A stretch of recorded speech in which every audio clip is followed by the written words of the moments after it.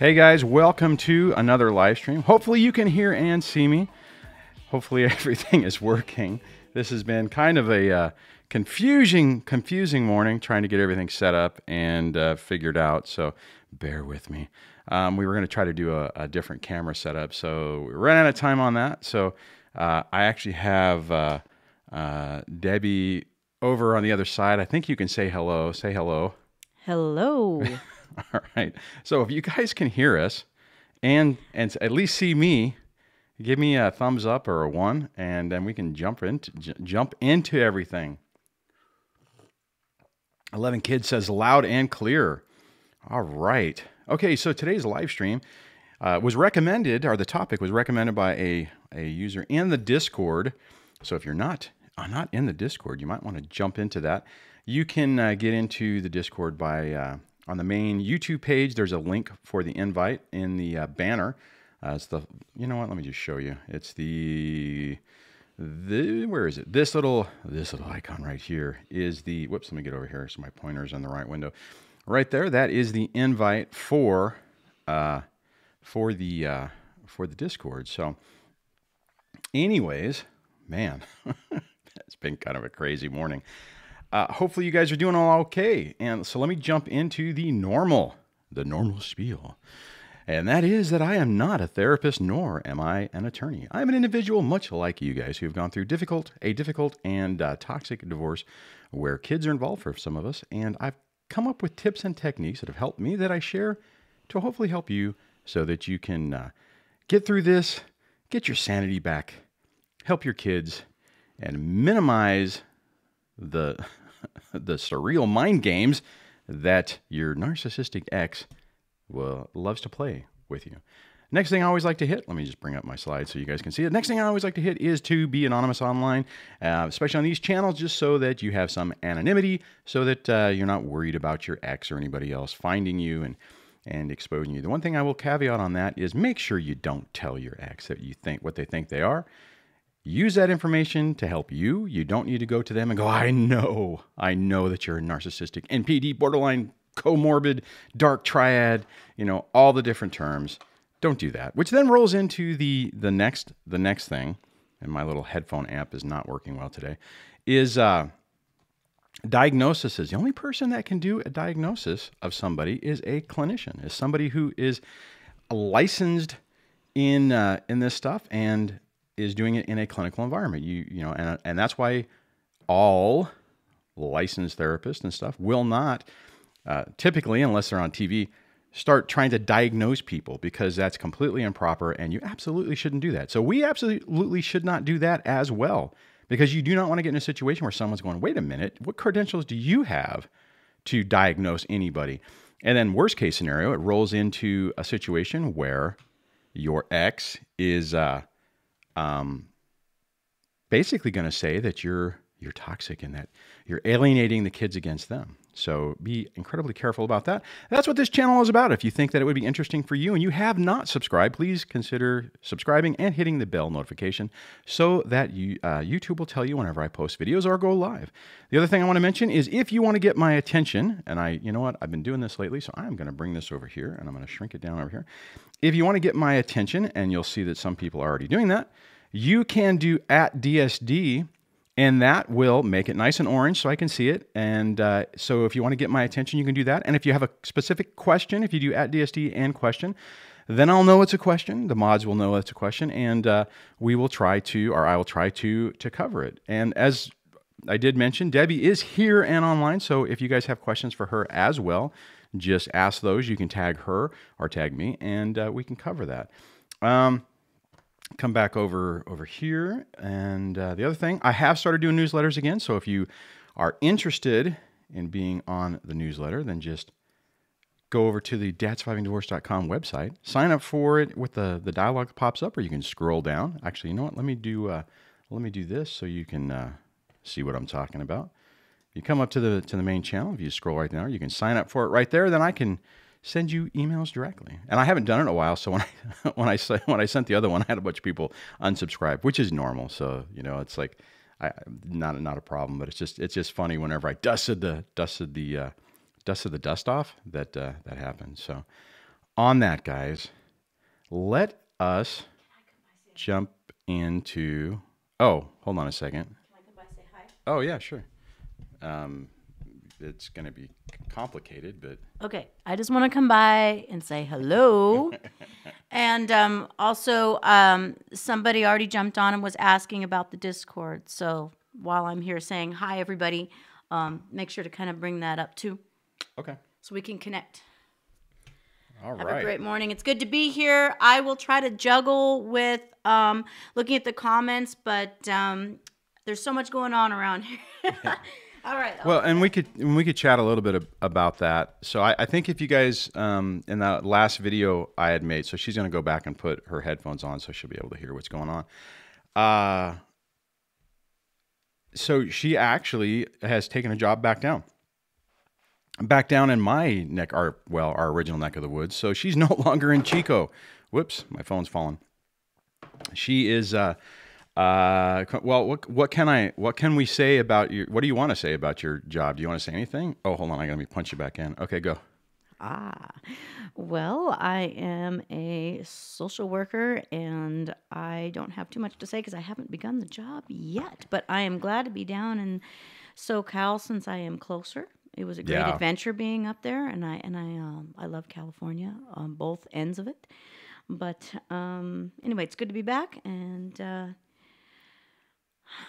I don't know what else to add to it because I haven't started my new job yet. Yeah, it's we're still trying to actually later today we might go into town. I mean, so to see about maybe some places. Well, see, initially here's the interesting part.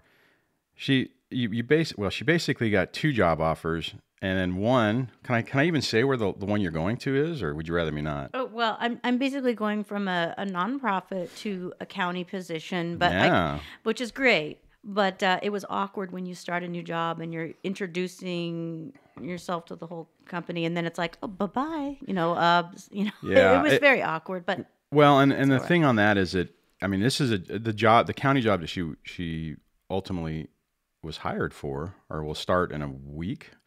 Is I mean, it's a job she's been wanting forever. I mean, so it's one of those things where, I mean, she's missed the opportunity. I mean, like the economy turned down, or when it was the economic downturn really created a problem, and now it's all lining up. So we're excited for it, and which, I mean, it puts you on track to where maybe in a few years you'll have your licensure, then you can be a LCSW, right? A licensed clinical social worker. I always get those. Am I right on that? Right.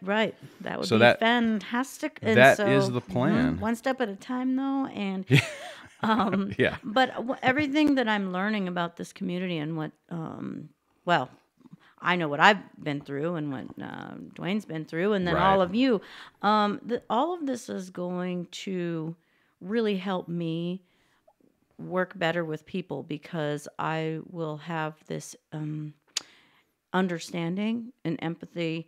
I've spoken to other licensed professionals who don't really care that much about cluster B because it's all about billing and whatnot. And I get it that you got to bill and you got to make money.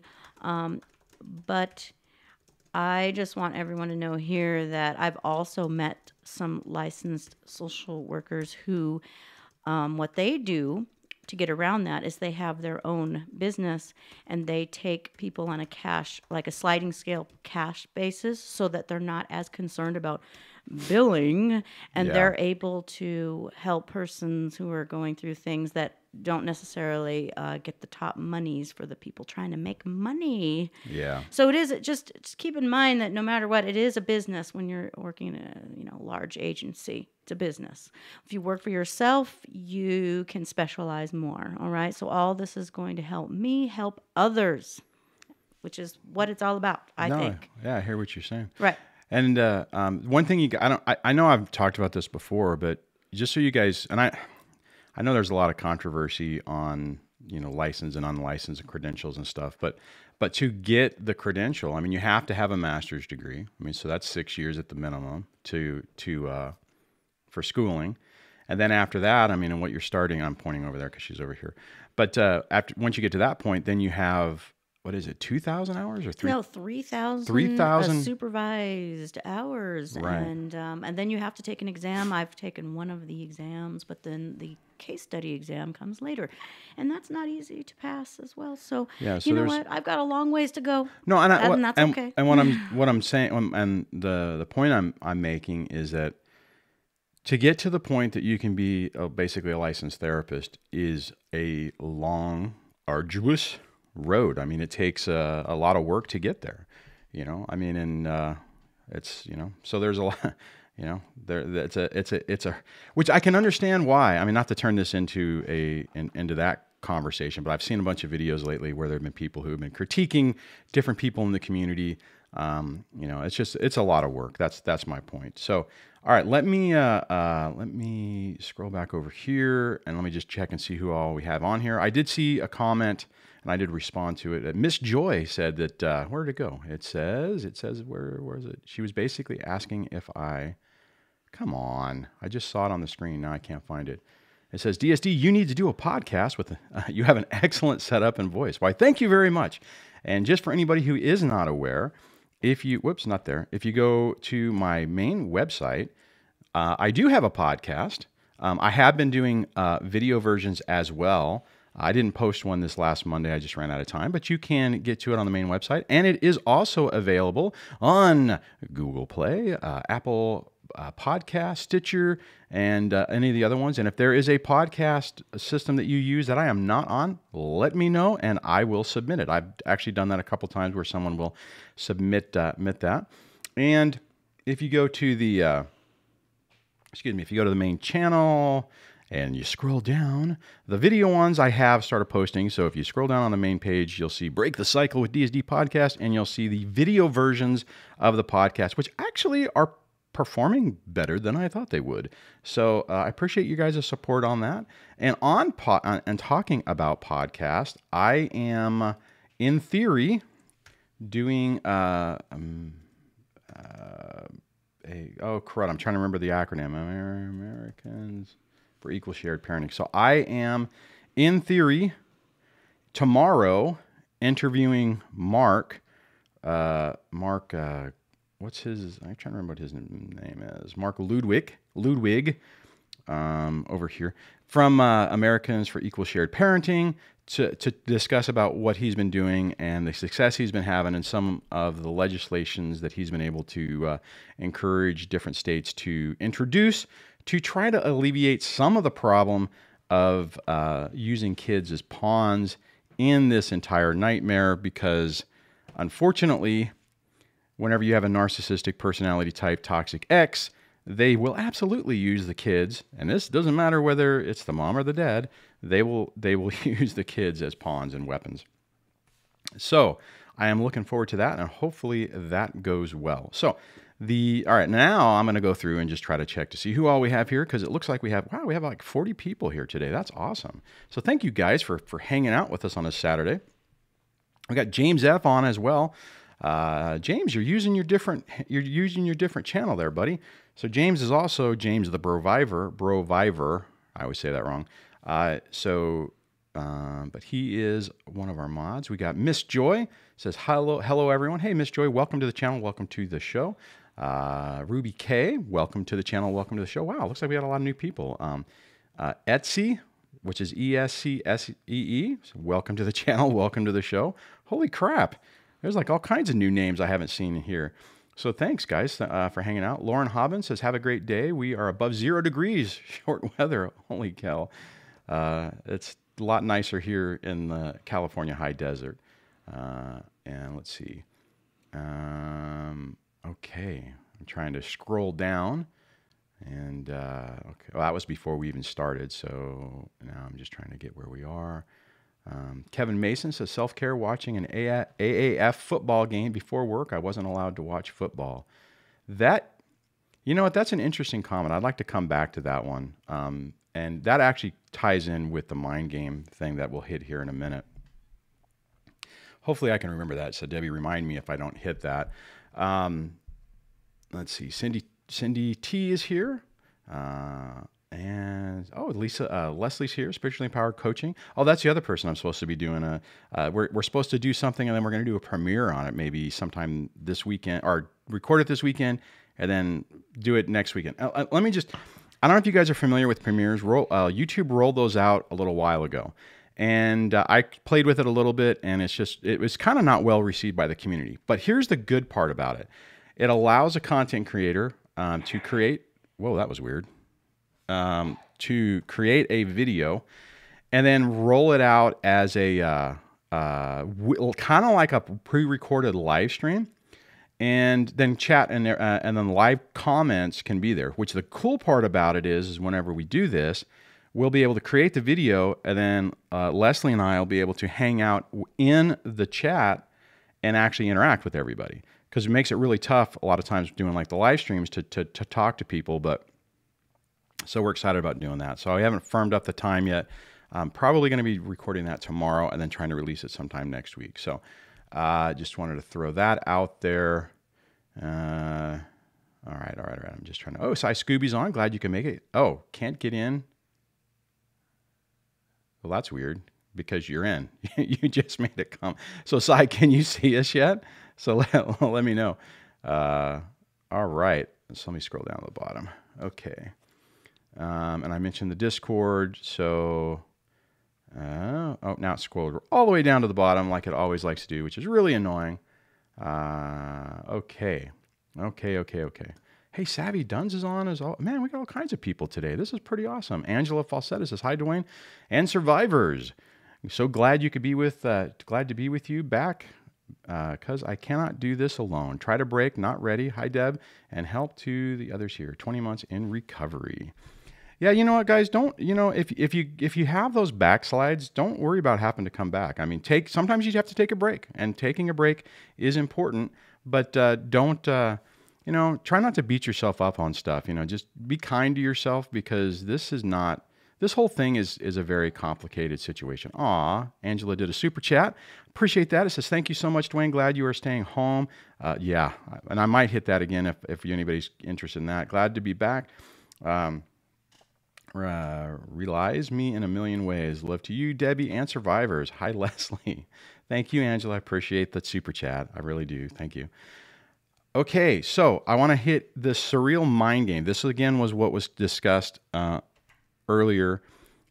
Not earlier, but it was brought up in the Discord server as a comment. So one of the things that it's really critical to understand in these situations, and this is relevant for relationships, divorces, professional environment, the whole nine yards. Anytime you're dealing with a toxic personality type, they are going to play mind games. They are going to basically screw with you. They'll do gaslighting. They'll do everything they can to basically get you unhinged and off kilter.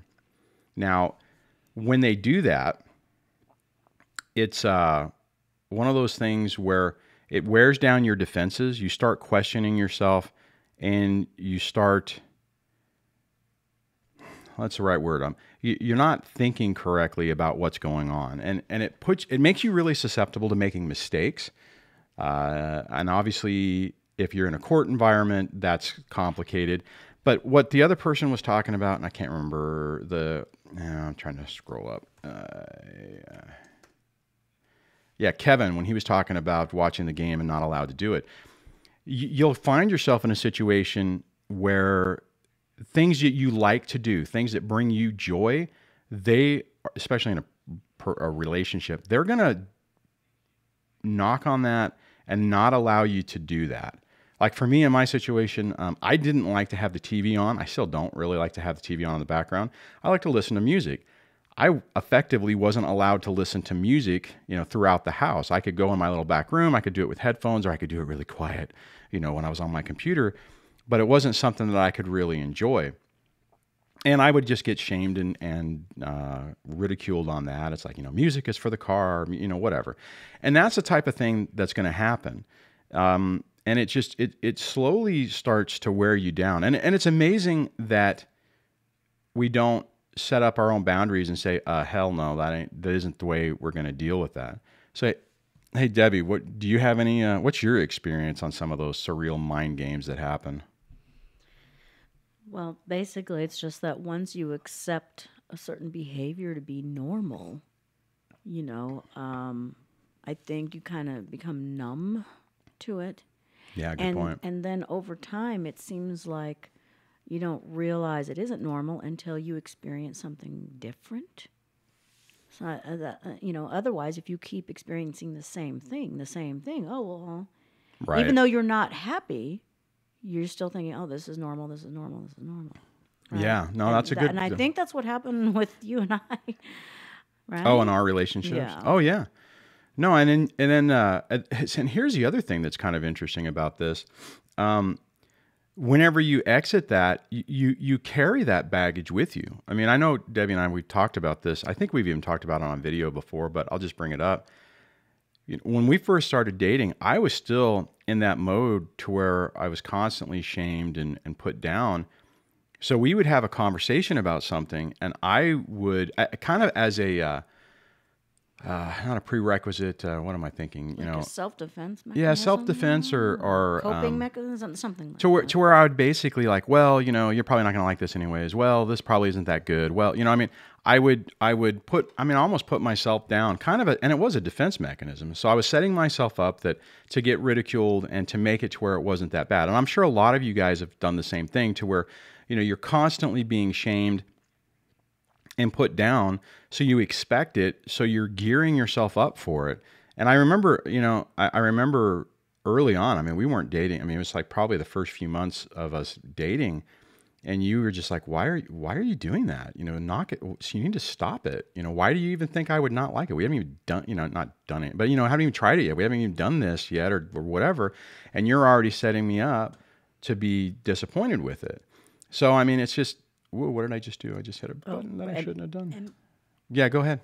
So, what's interesting is that I noticed that he was doing that to himself, and then that woke me up to myself and to what I say about myself. And I said, wait a minute, I'm telling him not to do this, but I do this myself. Why? Do you see what I mean? So I started digging deeper into Yeah. what's going on with me. I recognize it in him. Why didn't I recognize that same behavior or the same type of what is it called? Self-degradation. You're putting yourself down, like you're protecting yourself against something. And then I'm like, wait a minute. I start doing the same thing. So if I wouldn't have met Duane, I wouldn't have been awoken to what I had.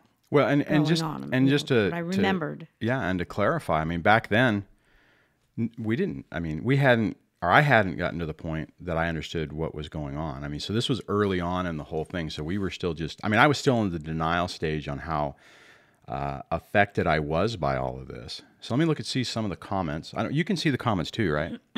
So. Yes, I was asked if I had also been in that type of a relationship, a toxic relationship, which. So I had, and so Duane and I have the experience of having, mothers who, we learned from our mothers on certain types of behaviors, and then when we went into the world and, had our own relationships out there, it just changes your view on what's normal and what isn't. That's the short way to explain it. Yeah.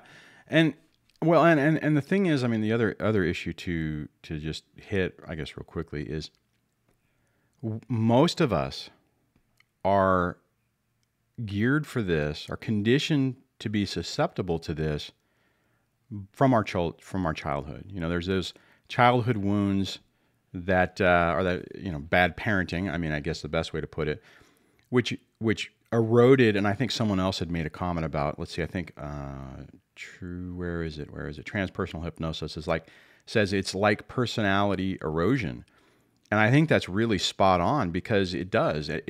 You get neglected and you get rejected or you get shamed, or you're basically conditioned at that young age that you really aren't important, that you really aren't worthy of appropriate attention. So it makes it really easy for someone else to target you as you get older. And then when they start to do, and they don't do it initially, I mean, they don't start out abusing you right off the bat. It's a very slow, gradual process. They mirror you, they love bomb you, they basically become the person that you always wanted. So they give you that taste. It's almost like a drug. They give you that taste of the attention, and then it slowly changes over time, and you're so fixated on that initial, effectively, that initial high, that when things start going south, you ignore it, right? I mean, it's your experience, Debbie. That's your experience as well, right? Nobody started out saying, "Hi, I'm going to be your abuser today, so let's go out and I'm going to make you feel like crap, and then in a few months, let's get married or something." Right? It doesn't go that way, Right? So it's one of those things. And that's kind of part of the whole thing of it being a surreal mind game, because it doesn't make any sense. You get fixated on what the original illusion is, and when it starts to change, you don't see it. You don't recognize it. All right, let's see what else we got going on in the conversation here. So let's see. So what do you guys think about that? How is what's your opinion on this? And I'm going to try to go through some of the comments. I see Rita says, my ex is trying to fix problems we had before. He says he doesn't want to lose me again and wants to work it out. Can't trust him since I've found out about narcs. Yeah, and the real critical thing on that, Rita, is action and words, right? If somebody excuse me, I apologize for that. If somebody is genuinely trying to get better, then there will be things that they will do, self-reflections that they will do, and you can detect that. But Rita, if you don't mind me asking, are you, because you say you can't trust him again, but I would imagine, because deep down, all of us want to trust our narc again. So are you having any problems with that? Are you has enough happened to where you're like, you know what? Been there, done that. I'm not doing it again. That's great if you decide to get better and fix yourself, but I'm sorry that bridge has been burned and I'm not going to do it again. So I'd be curious what you say on that. And I am blurry. Kevin, I don't understand. Kevin Mason says, you are blurry in Florida. Does that mean my signal's going out? Because I think I'm sharp. I think I'm in focus. Am I in focus? So Kevin, elaborate on that. If any of you guys have watched Umbrella Academy, Hazel, when he goes, elaborate. That's an interesting show, actually. Rita also says, my mom was abusive too. Unfortunately, none of the therapists I work with were skilled, so I'm still struggling. Can't trust my ex, but can't let go completely either. Rita, that is so common. And it's really, it's tough. And you know what, Debbie, I haven't asked you this, so I have to ask you. I want your opinion on what I'm going to say here. But I know for me, I went through a phase where I knew what the ex was. And with that knowledge, you would expect that I would be, this would be easy. It's like, oh my God, my eyes have been opened. I understand. Yeah, I always have a hard time with that word. But that I would be able to say, oh my God, this is easy. And it was absolutely not easy. I struggled with that for a really long time. And there was even times where I basically kind of lied to myself, where I'm like, I'm over this, I'm all good. And I wasn't, and I really wasn't.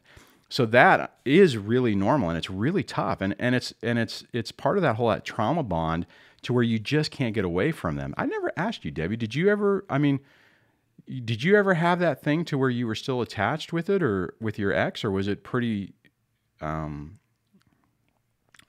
what's the word I'm looking for? Or was it kind of like you were able to cut that tie and like, okay, this is like, I've been burned on the stove, I don't need to do this again. Did you ever have any struggles with that?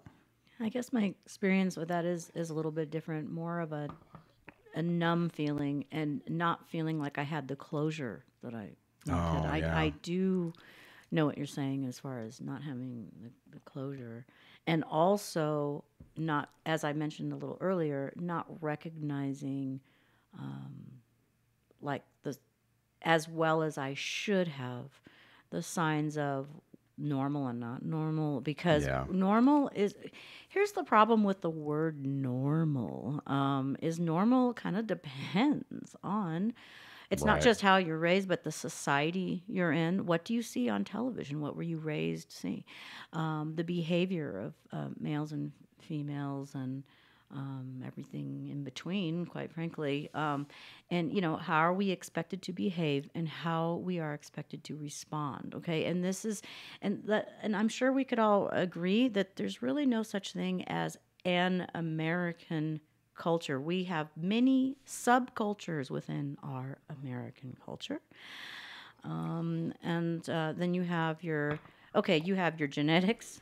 Right. You have how you were raised.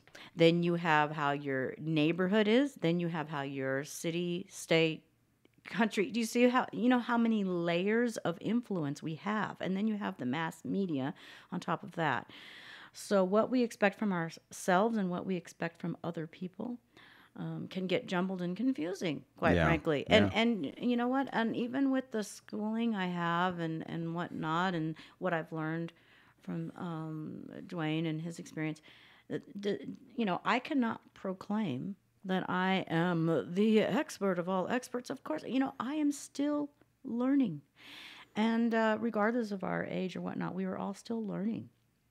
Yeah, and I think that sucks in some ways, but it's also, we're always learning. We're always growing. I've mentioned even before on me, where I am today, I never expected to be emotionally, but I also realized that this isn't the pinnacle of, where I'm going. I really feel that there's more growth, there's more things to learn, there's more positive experiences to go through. So yeah, I definitely. All right, I'm going to scroll up here and see where we are. Transpersonal Hypnosis had asked me. I appreciate all you guys who actually tag me, because it does make it easier. It says, have you seen Richard Grannon's latest video? He's slowly unwrapping a protocol to relieve CPTSD. I have not. And ask me if I hear my take on it. I have not had an opportunity to look at his videos. They have popped up in my feed, but I haven't had an opportunity to watch them.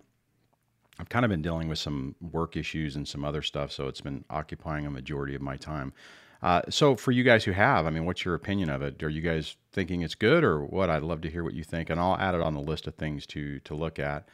Rita says, I so want to trust my close circle, but every time I get disappointed and my childhood experience is confirmed, but I never learn. Strange. Well, okay, Rita, here's the other thing that we have to keep in mind on this is most of the time we unwittingly surround ourselves with toxic personality types. So if you grew up in this situation and your relationship, current or past, is that way, there is a high probability that your support group of family and friends and coworkers are all going to be the same type of toxic people. I noticed that myself. I didn't really notice it until I really started learning about this and growing on it. And what I ultimately ended up finding or realizing is a lot of the people that I was allowing into my environment were incredibly toxic people. Now, the problem with that is then trusting them and sharing information and being vulnerable with them on what you're learning is potentially, well, one, they can use it against you if they're toxic. The second part of it is they can become worried that they're going to be exposed, and as a result, not be supportive and shame you and tear you down on that. So you have to really be very cautious who you share things with. I probably need to make another video about this because I haven't talked about it in that context, I don't think, in a while. But you have to be really concerned or really cautious of who you share with. And that's why a skilled therapist, I just want to clarify that, because if you're dealing with a professional therapist who isn't skilled in this, there is a possibility that they won't help. They're going to basically re-traumatize you and stuff. So And, so professional support, this type of community support. So you have a peer support group to where, people who understand you can communicate with. And if you can find somebody local who is in real life that you can talk with, and that's even better. But you just got to be really careful. You got to be very cautious. And the other thing that's kind of problematic for us is we have a tendency to want to overshare. Have we ever talked about, hey, Debbie, have we ever talked about why that happens? Why is it that people who, like us, who come from these environments are geared to just overshare everything right off the bat? It's not a healthy thing to do, and it doesn't even establish good boundaries. What's your take on that? I'm starting to pick up on that. Yeah? More than I used to. I used to think it was something almost like, oh, they're making themselves vulnerable. Wow, look at they're talking about, So they share, so you share. Yeah, let's just all share because it'll be great, look Yeah. at it. And then you find out later it's like, Yeah, they were using it just to get information on you to then to basically either, almost like emotional blackmail.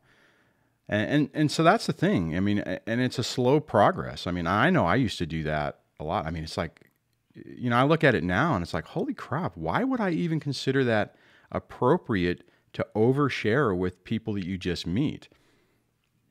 Excuse me. So anyways, Rita, that's what you're going through on that is common. I'm sorry,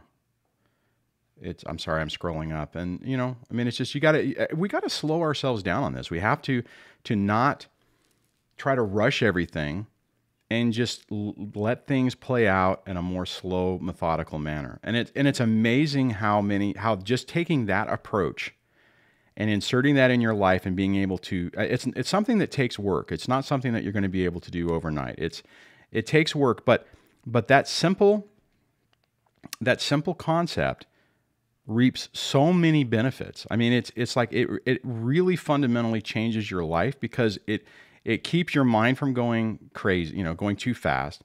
It gives you the ability to slow yourself down and really observe what's going on to make more educated and reasonable decisions. And it basically empowers you to be able to effectively see the situation for what it is and to develop a plan to deal with it. I constantly find it amazing how the answers for a lot of this are so simple. It's not complicated. It's really hard to get there, but right? You agree with that, Debbie? It's the same thing, right? It's just, what's your take on that? Well, my take on the simple part of it is that, okay, I understand that many of us overcomplicate things, including me, so I'm just as guilty of it. Yeah, me too. So we wrap ourselves up in it. Everything's got to be hard. It's Right. got to be because, and then I'm like, well, why is it got to be hard? I don't know I don't even, maybe I can throw it back on you and say, how did we learn that it has to be difficult? Well, I think a good example of that was this morning setting up for the stream. I was trying to tear everything down and do it to where we'd both be on camera and just overcomplicate the whole thing. And it was like, why? I was stressing myself out trying. It's like it's like you get fixated on how it's supposed to be, and it's like, okay, well, what's the simple solution? And a simple solution was initially, it's like, okay, forget it. I'll just do a normal show, and she'll just pop in and say hi. But it's like, okay, wait a minute. I can run a microphone, and route the audio over there pretty quick. And I did that pretty quick. And, so now we're able to do a collaborative show. Now I know you only get to see me, but, it's just, it's interesting. Okay. Let me scroll down and see what we got going on in the conversation. Did I miss anything? Is there anything you tracked out that you want to hit? We did have a couple of questions. Oh, really? Now, not everyone knows to put the word question into the text. And that's, we try to remind people.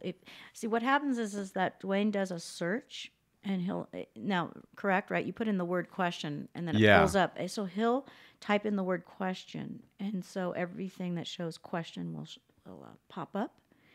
That's because otherwise, sometimes we get some really good conversations going on, and it's easy to miss. Yeah.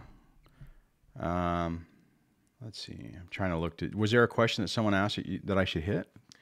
Well, I was looking back. There was. I'm trying to see. Yeah, there's stuff going on. I think Craig Anderson, you've been popping on quite a lot. You've got some good conversation going on here. Let's see. Well, I tell you what, while you're looking at that, I see that Liz has one. Okay, great. We'll go at the to bottom. Liz. So At the bottom. it says, question, I'm interested in healing from mind games and mental abuse. I seem to have a very hard time with passing tests as I seem to overthink and split so many ways of possible answers on tests. I think, everyone, there are legitimate issues, right? But I think the thing to try first is just to slow yourself down and calm yourself down.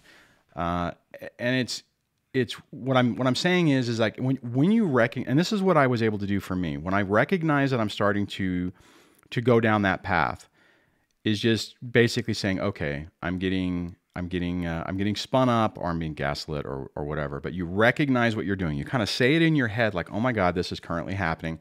And I used to do this for when I had to do presentations, right? Talking in front of a bunch of people used to really bother me. Well, actually, I haven't had to do it in a while. But and what I would do is I would like, okay, I'm doing this briefing or I'm doing this presentation. From experience, I know that as soon as it's over, I'm going to feel a lot better. It's going to go well because I've done them before and they've gone well. So obviously in the early stages on some of this, it's tough because you don't have that experience, but it's just recognizing what you're going through. Like for me, I would say like, okay, I'm having a panic attack. This isn't really, it's not real. Yeah, it is real. I was feeling it. But what I mean is like, there's no reason really for me to feel this way. It's going to be okay. And stuff like that. So, like Liz, in your situation, if you've been able to study for the tests and see, because here's the problem is like, if you have a problem with tests and you start self-talking, saying to yourself as you go into the test, let's say hypothetically that you've studied and you know the information, and up until the time you do the test, you your flashcards and whatever, and you're good. And then you're going into the test and you're going, in your mind, you're saying, I'm no good at tests. I'm not going to pass this test. I can't do this test. I'm gonna mess it up. I have a hard time with tests. Right? You're basically, it's like a self-fulfilling prophecy. So it's one of those things where you have to change your inner voice and what it's saying, and basically change it to, no, I studied for this. I'm ready for this test. I know this information. It's going to be okay. And you take a deep breath and you slow yourself down. And that's exactly what I used to do for those presentations. I'd be saying that to myself. I was like, no, it's going to be okay. I know this information that I'm going to brief. I know that. Now those times that I didn't, and I wasn't prepared, that's a different story. But you have to keep that, you have to keep reminding yourself of it to break that cycle of thinking in your own mind. And it's not easy to do. Or again, it goes back to what I was talking about earlier, that it's a simple answer. Now, you may need extra stuff to help you. You might need to, have medication that helps calm you down. And, there could be other issues. All I'm just saying is if you take that approach and you see some success with it, then you can continue on with that. What's your take on that, Debbie? I know that kind of, you've had some issues with tests and stuff too, right? Where you get really nervous about them, and right? So what's your take on what Liz was talking about? About just like a common anxiety in general. Well, the question was, I'm interested in healing from the mind games and mental abuse. I have a very hard time with passing tests as I seem to overthink and split so many ways of possible answers on them. So, and you're right. It's part of that whole anxiety thing. But how have you dealt with that? Or do you have that problem? Have you had that issue much in the past? I can get sick to my stomach. Oh my God, I used to have that too. So, I think that when it comes to that, it's very individualized, and our anxieties could be from many different sources. And so it's hard to say, but like there's so many things that affect how we react to our environment or to what's expected of us, right? So simple things like sleep or, did we overdo the coffee that morning? Well, she had Those added little in, she things. says, I'm not nervous. It's more like I just read too much into the possible answers all being correct. So it's the pressure they put on themselves, like Yeah. the fear of failure. So we can do a whole show about fear, Yeah. and what fear does to us and what fear does to me, which I could do a whole show on what fear has done to me. So there's a lot of fear associated. And with what she's saying, I've actually fallen into that too. If I and it is there are some environmental, and for me personally, there are some environmental issues to where if I am tired or already stressed, and I do exactly that, I overthink it, and I'm like, and technically, I mean, that's kind of what I was talking about this morning that I was doing. I was getting wrapped up in overthinking, trying to set up for this. Liz was, she just said not fear. Okay, just reads too much into the question. So maybe I should clarify fear a little bit, Duane, because I don't mean fear like in, oh no, the axe murderer is running towards me type fear. Right. I'm talking about just the fear of whatever it is, okay, whatever outcome you're concerned about seeing Right. causes a, do you see what I Oh mean? yeah, it's true too. That's what I mean by fear. So maybe that sounds a little too melodramatic if you're not looking at the whole context. Yeah, and So I would sorry say, I mean, on that, Liz, just again, just try to slow yourself down when you look, because I know what you're talking about, because I've actually done that, and I actually have got myself in trouble at work where someone will ask a question and it's like, oh, okay, here's the answer. Oh no, here's the answer. Well, maybe they meant it this way. Well, no, maybe they meant it that way. I've done that. I have, I've done that. I don't like it when I do that. Craig Anderson has a question though, and Liz says, "You got it. All right, we got it." So, All right, let me pull up Craig's question. So Craig says, is it normal or typical to backslide in recovery once the ex starts dating, etc.? Yes, it is actually. Sadly, it's a process causing some unhealthy consuming thoughts, etc. Yeah, Craig, here's the deal. And the thing that's really annoying with this is, and we were hitting on it earlier, is that you shouldn't have to deal with this, right? I mean, it's like you should be like, you got it. And what I will tell you, Craig, the hardest part with this is when you're feeling better and then you backslide, it really hurts or it really amplifies, because you're thinking that you're doing better, and then when you start to backslide, you immediately go into this mode of thinking that, oh my God, it'll never get better. I'm always going to be stuck like this. Oh, James just did a super chat. Aw, thanks, James. It says, I love both live streams for different reasons. Thanks, Debbie, for joining, and it's awesome. Also, these people merch fund for the win. That's funny. And I'm working on it. One of these days, we'll have these people shirts.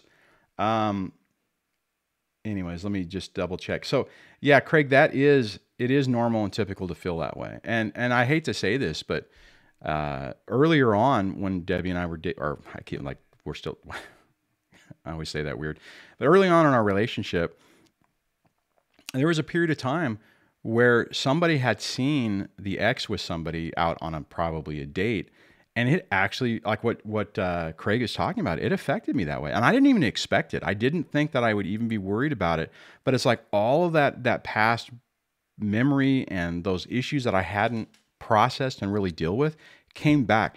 Guys, here's the thing. This is why it's incredibly important to really do the work to heal from this, because if you don't, and you just kind of push those things underneath the rug, some other issue is going to tip away or chip away at that and bring all of that stuff crashing back down. So yes, it is normal, Craig, and so don't beat yourself up on it.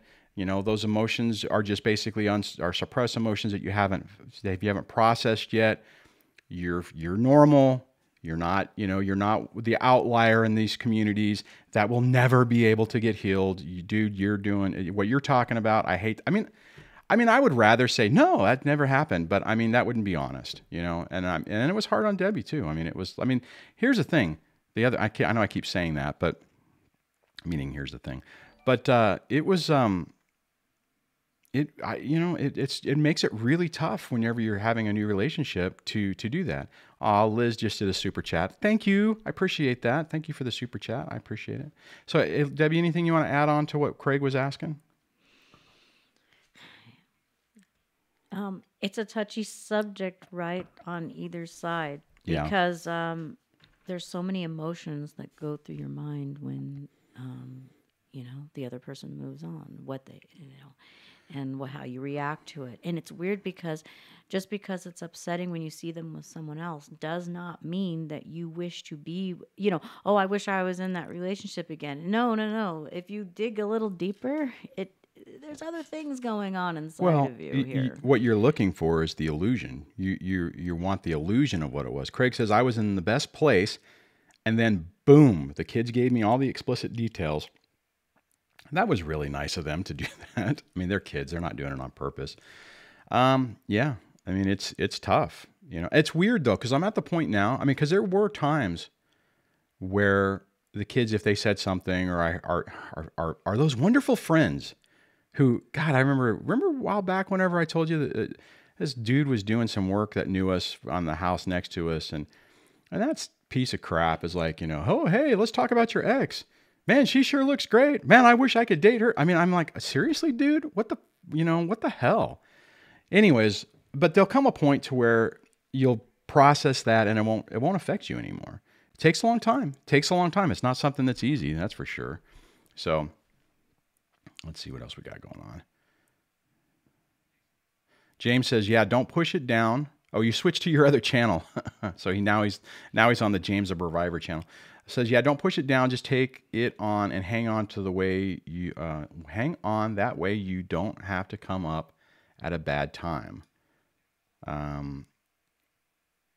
Well, and James is saying he also said the kids were probably made to tell you. I don't think I doubt that. I think it's just the kids, it's happening and they're trying to process it too, right? So I think in a lot of ways, the kids are probably saying it. It's like, well, let me mention it, so I don't know how I feel about it. Let me mention it to Dad, and, how is his reaction going to be, and to try to gauge it. And in some ways, well, let me back up. Is the ex doing it in front of everybody to make sure that it happens? Oh yeah. I mean, yeah, and depending, if they're really narky, there's a high probability that as soon as they start dating this new person, they'll introduce them to the children, just because that's the way they like to do. Let's see. Blue says to transpersonal hypnosis, I missed part of that. It says more than sucks. He's messing with their psyche too. It's the reason for most of my anxiety. Yeah. Okay, let's see. What else? Anything else you saw, Debbie, that you want to hit? Did I miss anything? There is some good conversation in there, and I think that if we were to pick it apart, we could probably get a whole, slew of new topics to go over. That's always the case, isn't it? I mean, yeah. All the sidebar stuff is really good, and we're not able to, to tackle the whole thing during the stream. So let's see. All right, let me see what else we got. So I'm just scrolling up, looking to see what people are saying. So, Nikki Leah says, shirts, hoodies, bumper stickers. I'm in our own little society. That's awesome. That's pretty funny. Well, it is. If it wasn't for Duane, I would not have known there was such a large amount of people who are going through similar experiences. This is so specific. Yeah. And I think that learning how to navigate the toxicity that is out there is so vital. It's beyond just healing our personal pain from that one person. It's also learning how to cope with future persons we are going to meet, and not necessarily romantic situations. Absolutely. Okay, because we're talking like in the workplace. We spend a lot of time in the workplace, many of us, outside of or if we're at home, there might be your neighbors, it might be many other family, in-laws. It goes on and on and on. So if if we can just so how do I say this? It's not just about just the healing of so and so and I, broke up and it hurt. That is huge and you're really attached. But then if you're not ready for it, you can go into a working environment and be hit by the same type of behaviors, just without the romantic link. Yeah, exactly. That's a good point. Liz also said maybe discuss healing from cognitive dissonance. I think it's just basically getting yourself to where you can actually see things that are real, and having that objective view of what's really. I mean, because there's different ways to look at that. I mean, some people say you should get vapor locked in your own belief system, but for us, typically, it's just because we've been told no. No, the paper is, what in my narcissistic stare video I did 2 years ago now, or almost 3 years ago. Mm-hmm. I was like, I made a comment in it that that they come up and they say, well, no, the paper, the color isn't blue, it's purple, and you're like, well, no, it's Mm-hmm. it's or white, it's like, no, it's not, it's this. Oh no, you're wrong, right? And then you start questioning yourself, and then you get to the point where you start believing it. I was watching a video the other day where they were I can't remember who did it, so I won't mention it because I'll totally screw it up. But it's I think the biggest thing on it is really just slowing yourself down to where you have that opportunity to objectively look at things and to be able to see things for what they really are. And I think we get so caught. I mean, it's weird, right? I mean, because a lot of people talk about mindfulness being really helpful, meditation being really helpful, and I don't do meditation. I've never been able to figure that one out. But if you think about it, I mean, that's exactly what they're doing, right? I mean, you're slowing your mind down and you're processing things in a different way. And I know for me, I know from my personal experience how many times I've allowed myself to just get ramped up and ramped up and ramped up. And that negative self-talk or the catastrophic thinking or whatever, it like it gets worse and worse and worse. And you just have to basically take a breath, I mean, do something to ground you. I mean, even if you do the four corners thing, where it's like, okay, you run your eyes around your monitor and just like, okay, get yourself grounded back where you are. I think it plays a huge role. And the thing on that is your emotionally abusive person that's in your life absolutely does not want you to have the opportunity to calm down and relax. That's why typically what will happen is if they start losing control or they start feeling or seeing that you are doing that, they're going to create drama to ramp everything back up. And it's really tough, I mean, and I know for my situation, for my marriage, that was, I think, the catalyst that really that was the path towards the end. Is whenever I started not even understanding what I was doing, I was just tired of constantly being under stress and anxiety, and I'm just like, you know what, I'm not doing this anymore. I'm not gonna be the enforcer yelling at the kids. I'm not going to, be going down this road. And I started to get happier. She started to get more unhappy because she wasn't able to control me. And then ultimately the whole relationship just blew apart, and I had basically grown past it and early stages of it, right? I mean, I was absolutely not ready for what happened. So I want to throw out some honesty right here for everyone, is that Duane and I remind each other of the things we are talking about today, just to let you know, because if one of us is going through something that causes us more to feel more emotions than we would prefer, see, what's nice is that we have each other's back. So he'll be going through it, and I'll say, and I just gentle reminder. But see, I would like him to be reminding myself. He reminds me as well. Okay, so even if we weren't in a dating situation. It's the same thing. If you have someone in your life, a platonic friend or a trusted family member who can be that for you, and if you don't have that, then you have these type of situations where you have interactions on a channel. I mean, that's a good start. That's a really Yeah. good start. But someone on the chat, I missed the name. I don't have it. Someone on the chat said that they were starting to bring more positive people into their life, and it's been really great. And it doesn't happen overnight, because if you've had a lifetime of not having that, it takes a while. But it's how it feeds, the positive energy feeds off of each other, just like the negative energy feeds off of each other. So you'll start to see a difference. So Duane can tell you all that his circle was not a good circle, and over time he has attracted healthier, happier people. Doesn't mean that we don't have bad days. I've made that clear. And it's not about that. It's like, one person's having a bad day. The other one says, hey, you know what? Remember this, this, and that. Oh, yeah, that's right. Yeah. There you go. Miss Joyce, I love this comment. Says to me, it says, having a toxic relationship is like petting, a temperamental dog. Eventually you stop because you are done getting bitten. I love that. That is true.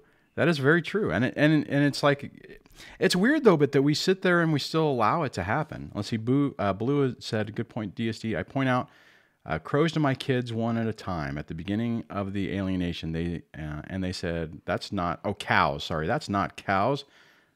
Clearly they were cows. I don't know why I saw crows, but yeah, I mean, that's a good point too. There was another comment. What was it? I saw something that I wanted to hit. Where is it? And then we're actually up on the hour, so we're probably going to ramp this up here in a little bit so we can go do some running around. Let me scroll up.